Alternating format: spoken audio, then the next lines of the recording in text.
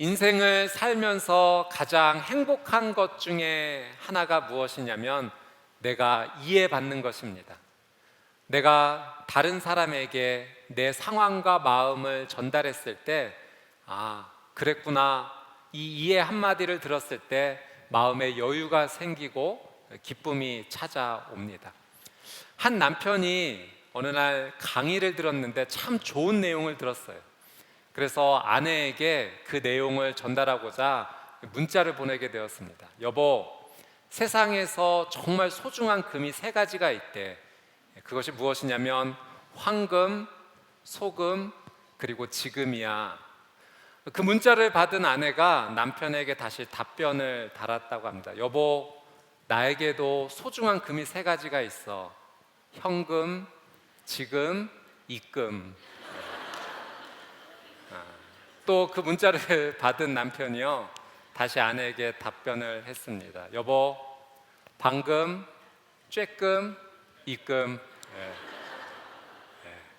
그 이야기를 들으면서 참 이 부부의 대화가 좋다라는 생각을 했습니다.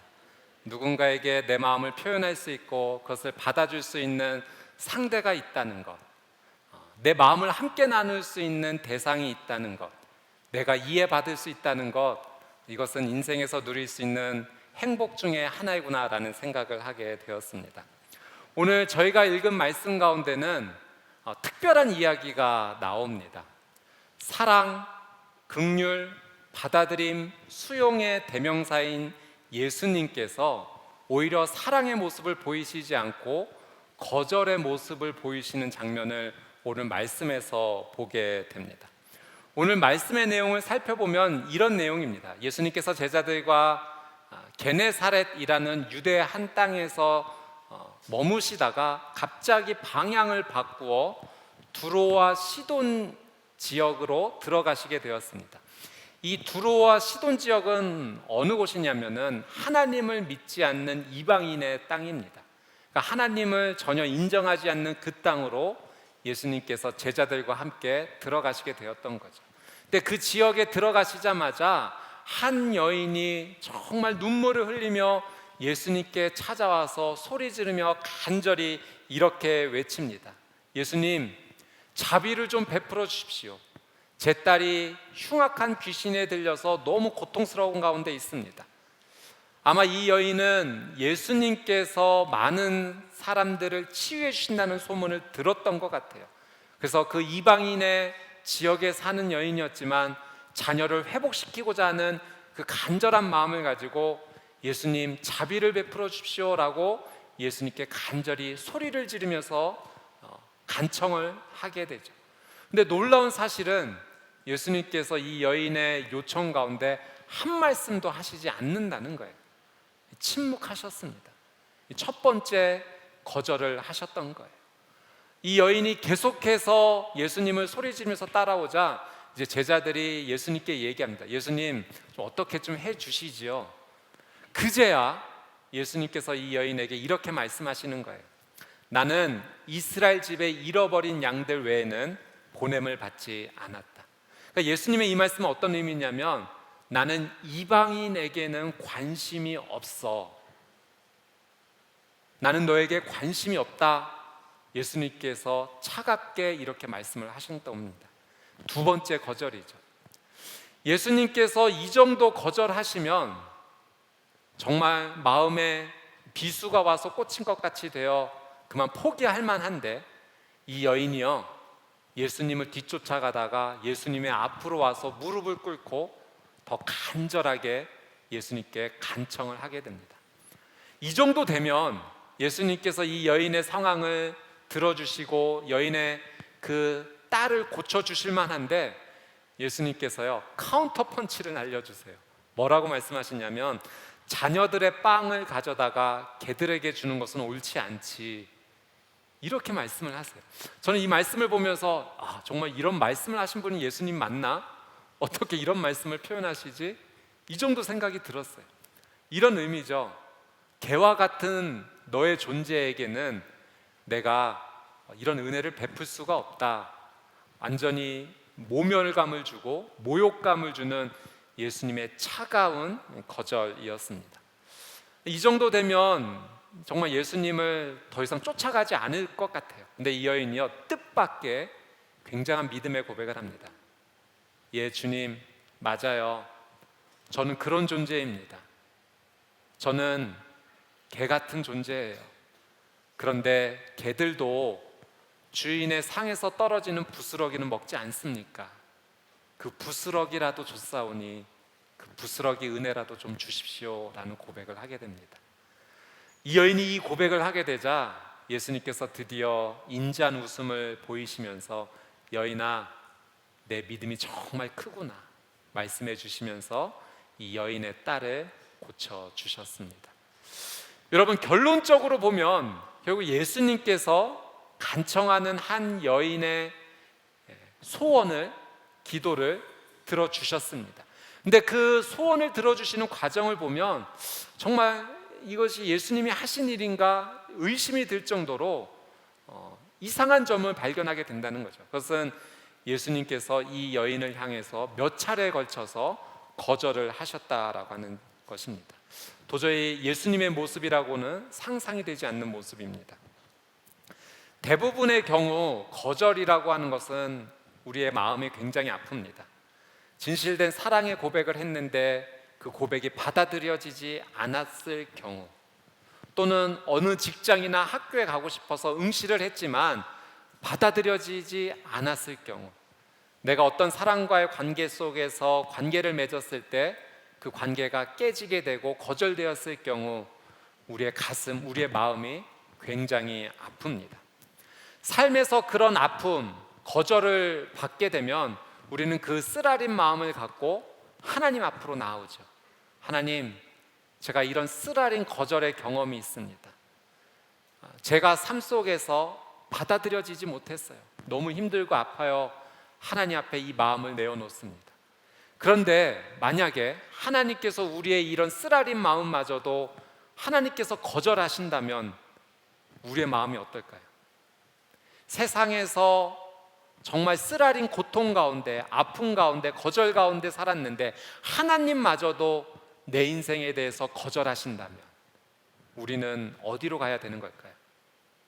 이런 느낌일 거예요. 온 세상이 다 나를 외면해도 우리 가족만은 나를 안아주고 지켜주고 보호해줄 것 같은데 그 가족마저도 나에게 등 돌린 듯한, 세상에 홀로 남겨져 있는 듯, 내 주변에는 아무도 없고 나 혼자 쓸쓸히 외로워 있는 느낌이 바로 그런 경우일 것입니다. 오늘 예수님께서 이 가나안 여인을 왜 3번이나 거절하셨을까? 저는 예수님의 이 3번의 거절이 그냥 예수님의 그날 컨디션이 좋지 않으셔서 그날 마음에 따라 거절하셨다라고 생각하지 않습니다. 예수님의 이 거절에는 특별한 예수님의 의미가 담겨져 있다라고 하는 사실이죠. 그래서 오늘 저희는 예수님의 이 거절을 통해서 우리의 삶 가운데 주시고자 하는 하나님의 귀한 특별한 은혜를 한번 발견해 보고자 합니다. 오늘 하나님께서 주시는 말씀이 여러분의 삶의 자리 가운데 다시 한번 위로가 되고 평안이 되고 또 어떤 분에게는 기도의 응답이 되기를 주님의 이름으로 축복합니다. 우리 먼저 22절, 23절 말씀 한번 같이 읽어보도록 하겠습니다. 22절, 23절 시작. 그 지방에 사는 한 가나안 여자가 예수께 와서 울부짖었습니다. 자비를 베풀어 주십시오. 주 다윗의 자손이여, 제 딸이 귀신 들려 몹시 괴로워하고 있습니다. 그런데 예수께서는 아무 대답도 없으셨습니다. 그러자 제자들이 예수께 와서 간청했습니다. 저 여인을 돌려보내시지요. 계속 우리를 따라오면서 소리 지르고 있습니다. 예수님 제발 제 딸 좀 고쳐주십시오. 울음이 가득한 목소리로 예수님 앞에 나와 울며 말하고 있는 이 여인에게요, 예수님께서 침묵하십니다. 아무 말씀도 하지 않으세요. 첫 번째 거절입니다. 여러분, 우리의 삶 가운데도 그런 경우가 있지 않나요? 내가 하나님께 기도합니다. 하나님, 내 삶을 좀 돌아봐 주십시오. 내 삶이 너무 힘듭니다. 하나님, 저 좀 불쌍히 여겨주세요. 저 좀 살려주시면 안 돼요, 하나님? 하나님께 간구하고 고백하고 기도하는데 하나님께서 응답을 하시지 않는 겁니다. 하나님께서 울음 섞여 주님 앞에 엎드려 있는 나에게 아무런 대답도 하시지 않는 거예요. 하나님께서 나에게 침묵하실 때 마치 내 인생이 안개 속 한가운데 있는 것 같아요. 예전에는 하나님이 그토록 가깝게 느껴졌는데 내가 부르기만 하면 바로 응답해 주시고 사랑한다 말씀해 주셨는데 나에게 말씀하시지 않으실 때는 나 혼자 동떨어져 있는 듯한, 외로운 섬에 혼자 떨어져 있는 듯한, 주변을 둘러봐도 아무것도 보이지 않는 안개 속과 같은 그런 상황에 처해져 있는 것 같습니다. 아마 혹시 오늘 이 자리에도 하나님께 간절히 기도하는데 하나님께서 응답해 주시지 않아서 답답하고 힘든 분이 계실지도 모르겠습니다. 왜 하나님께서 우리에게 침묵하실까요? 우리의 상황이 이렇게 간절한데, 힘들고 어려운데 왜 하나님께서 우리에게 침묵하실까요? 하나님께서 침묵하시는 모든 이유를 사실은 우리가 하나님으로부터 직접 들어도 어쩌면 우리는 다 이해하지 못할 수도 있습니다. 하나님의 그 깊고 깊은 그 뜻, 지금 나에게 침묵하시는 그 이유를 내게 설명해 주셔도 어쩌면 우리는 이해하지 못할 수도 있습니다. 그런데요, 제가 한 가지만은 여러분과 함께 나눌 수 있는 것이 있어요. 하나님께서 우리에게 침묵하시는 이유. 하나님께서 우리에게 침묵하시는 이유를 제가 예전에 이런 경험을 통해서 알게 되었어요. 한 번은 제 딸이 아주 어렸을 때 이제 엄마 젖을 먹을 때였습니다. 이제 그 젖을 떼야만 됐던 시기가 찾아오는 거예요. 밤중에 배고파서 이제 울면서 깨어나면 이 아이를 어머니가 젖을 먹여서 다시 재웠는데 이제 계속 그 밤중 수유를 하면 안 되는 때가 온 겁니다. 이 아이가 밤에 계속 숙면을 취할 수 있도록, 밤에 수면 시간을 확보해 줄 수 있도록 이 밤에 수유를 끊어야 되는 그런 시점이 찾아온 거죠. 이제 그날이 찾아와서 제가 저희 아내와 이제 함께 결단을 하고 이 아이를 재우면서 이 아이가 밤에 깨어나도 반응하지 않기로 약속을 했습니다. 때가 돼서 이 아이가 또 일어나서 시끄럽게 웁니다. 밥을 달라는 거죠. 배고프다는 겁니다. 근데 저희 부부가요, 손을 꼭 잡고 반응하지 않았어요. 침묵했습니다. 침묵했던 이유는 단 한 가지예요. 그것이 이 아이에게 도움이 되기 때문에 그랬던 거예요. 많은 시간을 이 아이가 혼자 울면서 밥을 달라고 보챘지만 전혀 반응하지 않았고 이 아이가 지쳐서 다시 잠을 자게 되었죠. 그 다음 날부터 이 아이의 수면 시간이 점점 늘어나게 되었습니다. 근데 이 아이가 밤에 울부짖으면서 밥을 달라고 엄마 아빠를 부르는 그 시점이요, 반응하지 않고 침묵하는 저희 부부가 너무 힘든 시간이었어요. 당장이라도 일어나서 아빠 여기 있어, 엄마 여기 있어 안아주면서 이 아이가 필요한 것을 공급해주고 싶었지만 오히려 그렇게 하는 것이 이 아이에게 도움이 되지 않기 때문에 반응하지 않았던 거죠. 근데 반응하지 않았던 그 시간이 부모로서는 너무나 힘든 시간이었습니다. 여러분, 하나님께서 우리에게 침묵하실 때가 있어요. 저는 그 이유를 그때 깨달았어요. 하나님께서 나 정말 사랑하시는구나. 하나님께서 나를 정말로 사랑하시기 때문에 지금 이 순간 하나님께서 침묵하시는 것이 나에게 도움이 되어서 말씀을 해 주시지 않는 거구나. 하나님께서 내가 성장하기를 원하시는구나. 하나님은 우리가 성장하기를 원하세요. 그저 어린 시절에 부드러운 음식만을 먹는 인생이 아니라 이제는 키가 크고 자라나서 딱딱한 음식을 마음껏 소화할 수 있는 그렇게 성장하는 인생으로 우리의 삶이 나가기를 하나님께서 원하신다라고 하는 사실입니다. 사랑하는 여러분, 하나님께서 여러분의 인생 가운데 기도하지만, 간절히 애타게 찾지만 하나님께서 침묵하시는 경우 분명한 한 가지 사실은 하나님이 여러분을 정말로 사랑하신다는 사실이에요. 그리고 울부짖는 여러분을 하나님께서 포기하지 않으셨다는 사실입니다. 여러분 곁을 떠나지 않으신다는 사실이에요. 침묵하시지만 그것은 내가 성장하기를 위해서 하나님께서 기다리시는 시간이시고 나와 함께 해주시는 시간입니다. 제가 그때 그 시간을 지내면서 그런 생각했어요. 하나님께서 침묵하실 때 하나님께서도 참 힘드시겠구나. 나에게 빨리 말씀해 주시고 응답해 주기 원하시지만 내 인생에 더 나은 인생으로 나가기를 원하셔서 하나님께서 침묵하시는 그 시간, 하나님께서도 힘드시겠구나라는 생각을 했습니다. 그 하나님의 마음으로 오늘 말씀을 다시 읽으니까요, 예수님께서 아무 말씀하지 않으셨을 때 얼마나 힘드셨을까. 그래, 사랑하는 딸아, 내가 너의 자녀를 고쳐주겠다, 당장이라도 말씀해주고 싶으셨지만 하나님께서는 이 이방 여인을 믿음의 자리로 인도하시고 싶으셨던 거예요. 그래서 침묵하셨던 사실입니다. 여러분, 여러분의 지금의 상황 가운데 하나님께서 조금 더디게 응답해 주시더라도 여러분 꼭 기억하세요.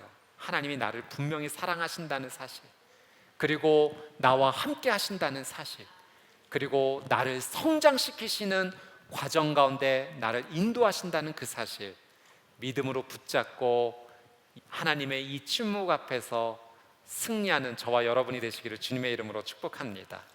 두 번째, 하나님께서는 왜 우리의 인생 가운데 거절하실까? 24절, 25절 말씀 한번 같이 읽어보도록 하겠습니다. 같이 한번 읽을게요. 시작. 예수께서 대답하셨습니다. 나는 이스라엘 집에 잃어버린 양들 외에는 보냄을 받지 않았다. 그 여인이 예수 앞에 나와 무릎을 꿇고 말했습니다. 주여, 나를 도와주십시오. 이 여인이 포기하지 않고 계속 예수님을 쫓아오자 예수님께서 이제는 말씀을 하세요. 드디어 입을 여셨습니다. 그런데 생각지도 않은, 기대했던 대답이 아닌 정말 차가운 예수님의 대답을 들은 거예요. 나는 이스라엘 집에 잃어버린 양들 외에는 보냄을 받지 않았다.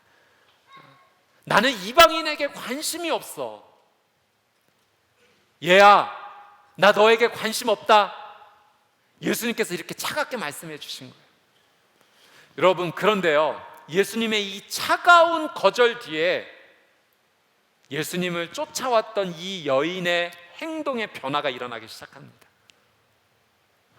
오늘 말씀의 25절에요, 이런 표현이 있어요. 그 여인이 예수 앞에 나와 무릎을 꿇고 말했습니다.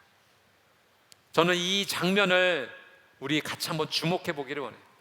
이 전까지는 이 여인이 예수님을 뒤쫓아가는 모습이었어요. 계속 쫓아가면서 제 딸이 흉악한 귀신 들렸습니다. 제발 좀 자비 좀 베풀어 주십시오. 긍휼 좀 베풀어 주십시오. 불쌍히 여겨 주십시오. 다윗의 자손이요, 고쳐 주십시오라고 예수님을 쫓아갔는데 예수님의 이 두 번째 거절, 나 너에게 관심 없어. 예수님의 이 거절 앞에 여인이요, 예수님 앞으로 나와서 무릎을 꿇고 예수님 앞에 엎드렸다라고 하는 사실이에요.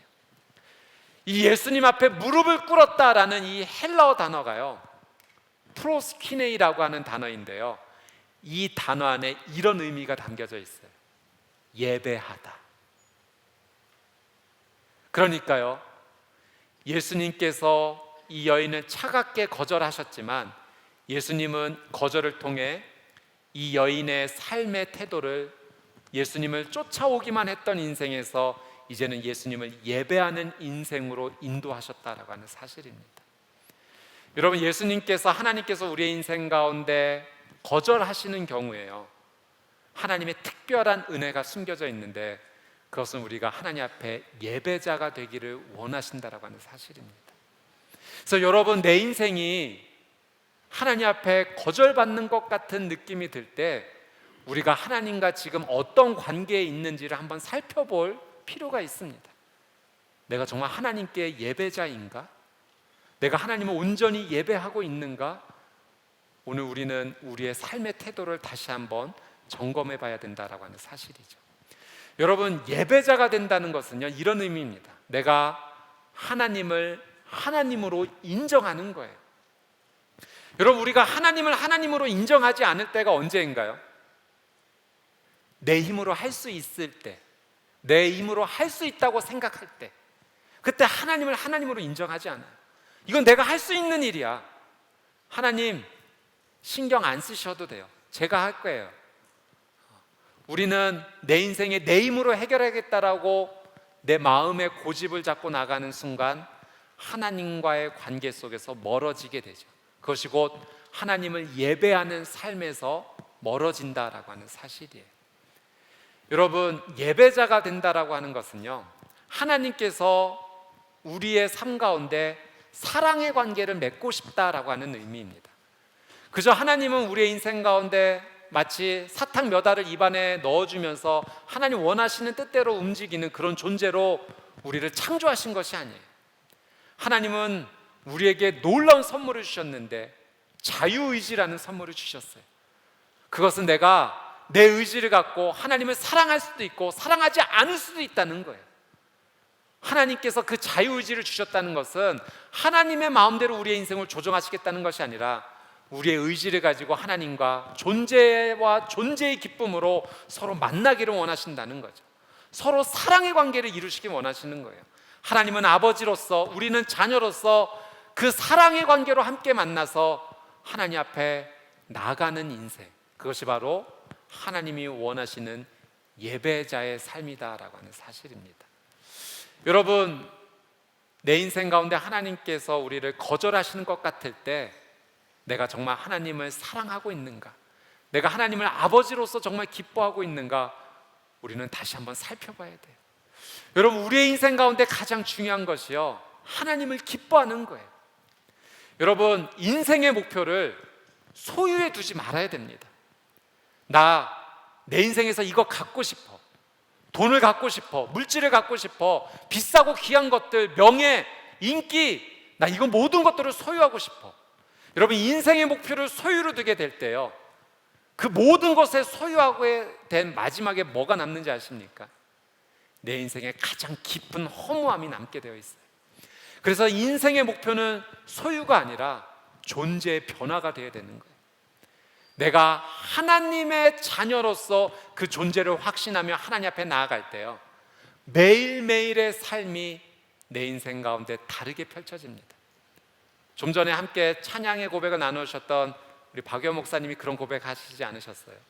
내가 하나님의 자녀로서의 그것 정체성을 깨닫고 알게 되었을 때 내 인생의 하루하루가 기적과 같은 인생이다라고 고백을 하게 되셨다고 하잖아요. 여러분, 인생의 진짜 최고의 행복과 기쁨은요, 내 존재가 하나님을 사랑하는 존재로 나갈 때 이루어지게 됩니다.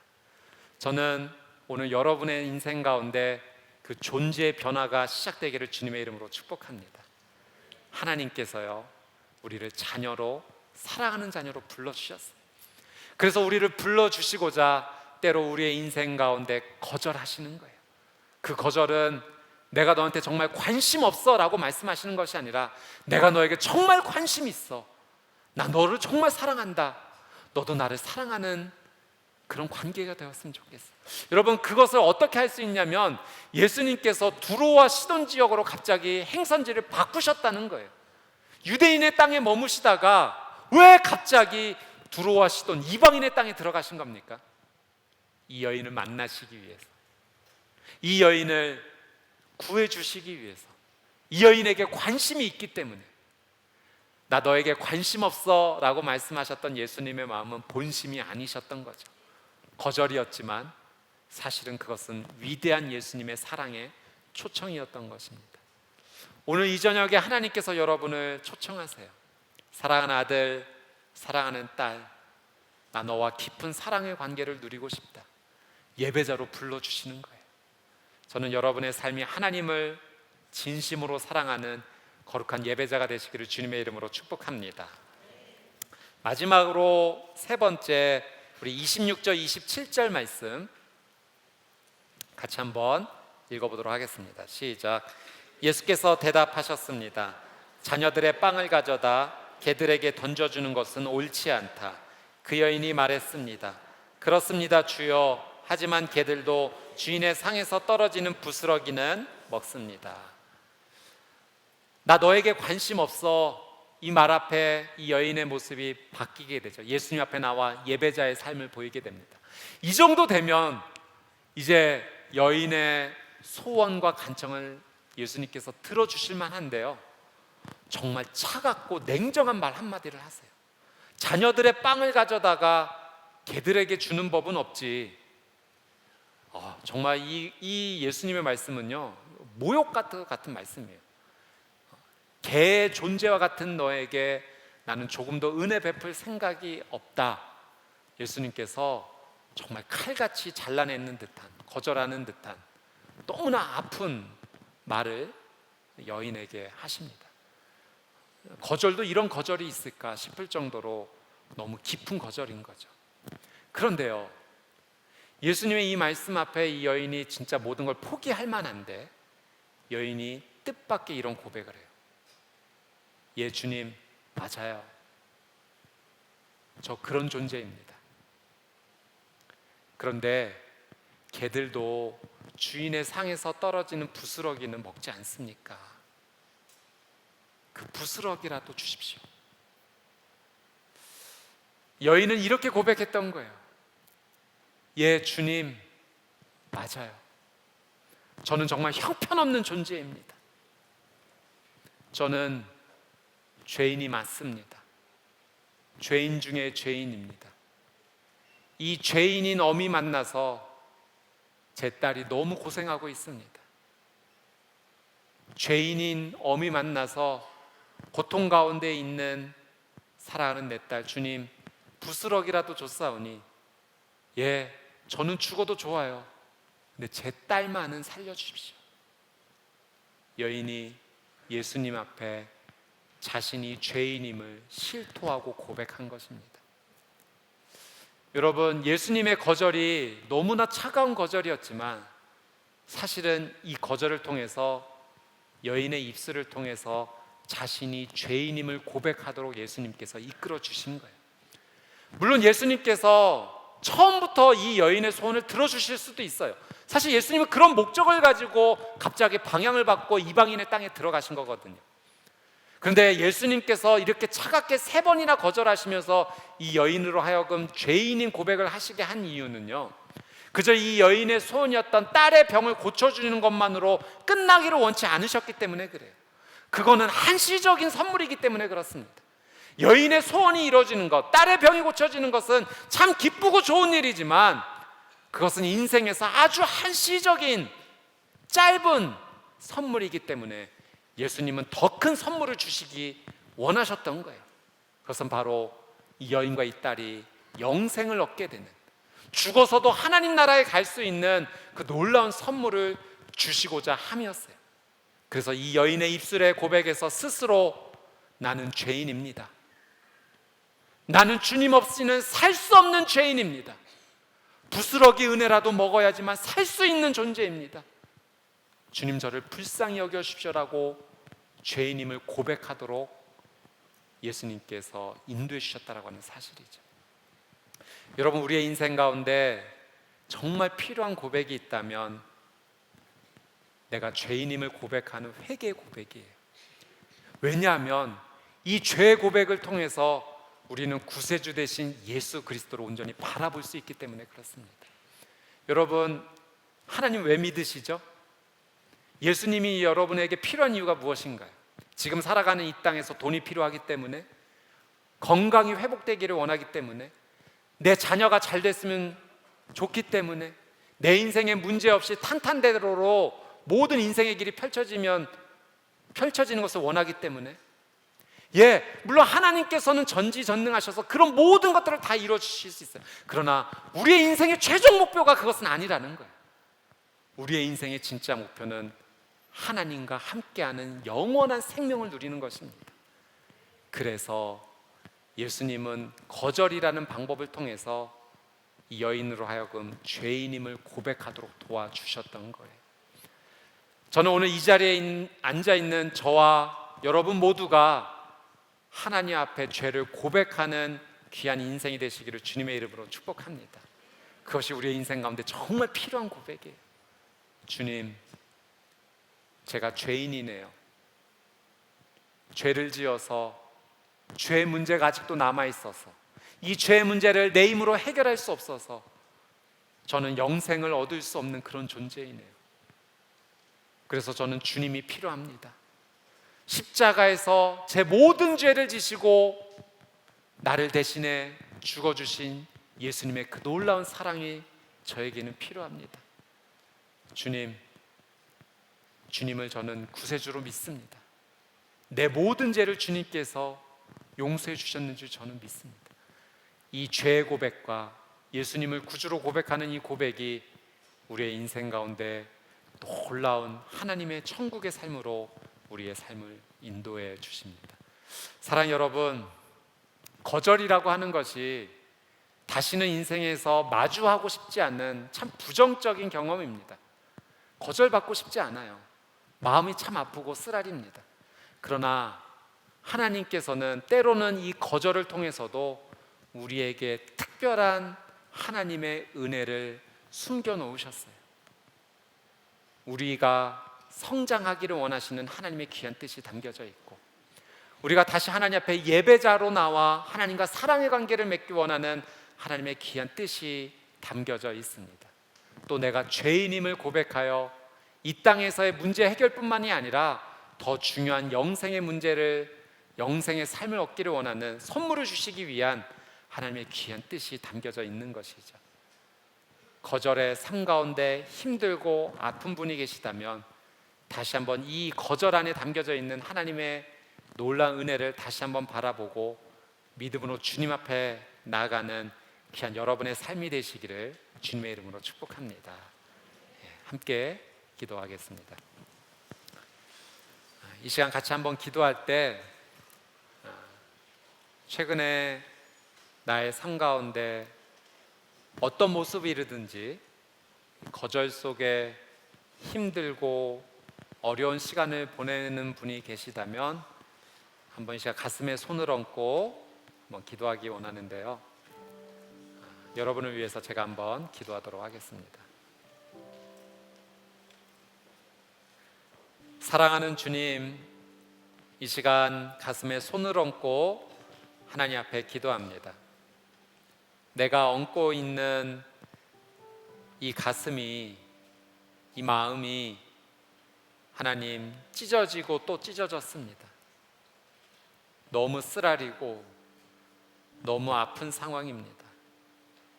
내 인생 가운데 생각지 못했던 거절이 찾아와서 나 홀로 내팽개쳐져 있는 듯한, 나 혼자 있는 듯한, 아무도 나를 이해해 주지 못하고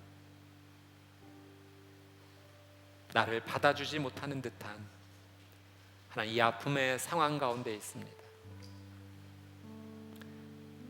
이 아픈 마음을 주님께로 가지고 나왔는데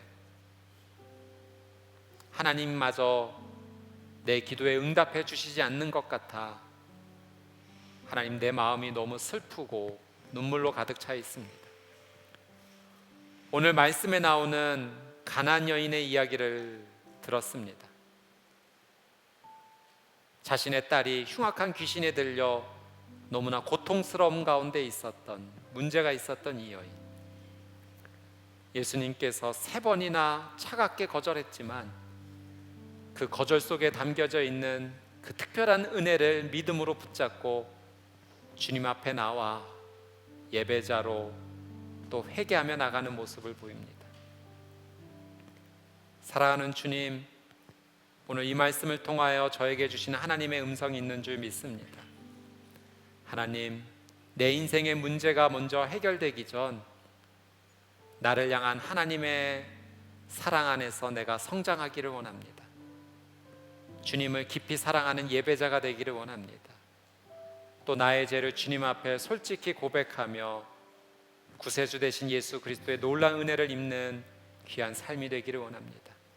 오늘 주님 앞에 간절히 기도하는 자마다 하나님의 특별한 은혜를 허락하여 주시옵시고, 하나님과의 관계가 회복될 뿐만 아니라 가나안 여인의 딸이 예수 그리스도의 놀라운 은혜로 회복되었던 것처럼 각자의 모든 삶 가운데 거절의 문제들이 하나님 놀라운 은혜로 해결되어지게 하여 주시옵소서.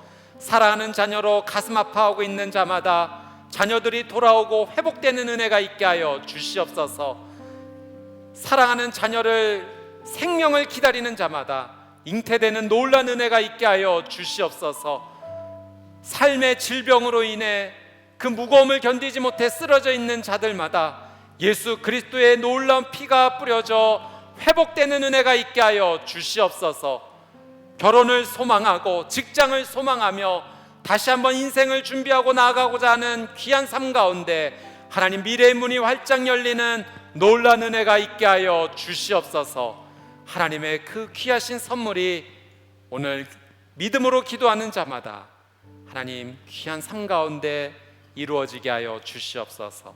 감사드리며 살아계시고 역사하시는 예수 그리스도의 이름으로 간절히 기도드리옵나이다. 아멘.